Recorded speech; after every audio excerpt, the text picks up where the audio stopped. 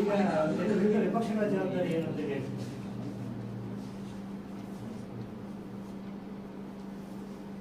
ದೇಶದಲ್ಲಿ ನಡೆಯುವ ಮಹತ್ತರವಾದ ಘಟನೆ ಇದು. ಒಂದು ಉತ್ಸವ. ದೇಶ ವಿದೇಶಗಳಿಂದ ಮಂದಿ ಬರ್ತಾ ಇದ್ದಾರೆ.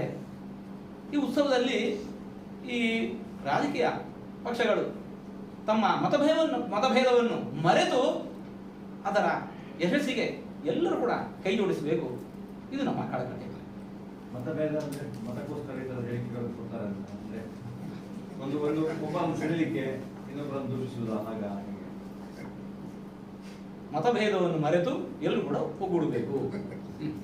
ಮತಿ ಹೇಳ್ತೀವಲ್ಲ, ಮತಿ ಅಂದ್ರೆ ಮನಸ್ಸು. ವೈಕ ಮನಸ್ಸಿನಿಂದ ಅಂತ, ಒಮ್ಮನಸ್ಸಿನಿಂದ.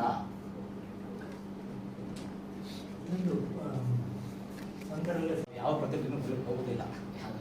ಎಷ್ಟು ಬಾಲಿಶವಾಗುವುದು ಅವರಿಗೆ ಗೊತ್ತು. ನಾವು ಅದನ್ನು ಅನುಭವಿಸಿದ್ದೀರಿ, ಅಲ್ಲಿ ಹೋಗಿ ನೋಡಿದ್ದೀರಿ, ಆ ಅನುಭವ ಪಡ್ಕೊಂಡು ಬಂದಿದ್ದೀರಿ. ಗಮನಿಸಿ, ಕ್ಷೇತ್ರದಲ್ಲಿ ಇವತ್ತು ಬಂದಿರತಕ್ಕಂತಹ ಮಿಂದಿರತಕ್ಕಂತಹ ಮಂದಿ ಎಷ್ಟು, ಅವರೆಲ್ಲರೂ ಕೂಡ ಮೂರ್ಖರು ಅಂತ ಹೇಳಿದಾಗ ಆಯ್ತು. ಅವರಷ್ಟು ಮಂದಿಯನ್ನು ಕೂಡ ಮೂರ್ಖರು ಅಂತ ಹೇಳಿದಾಗ ಆಯ್ತು.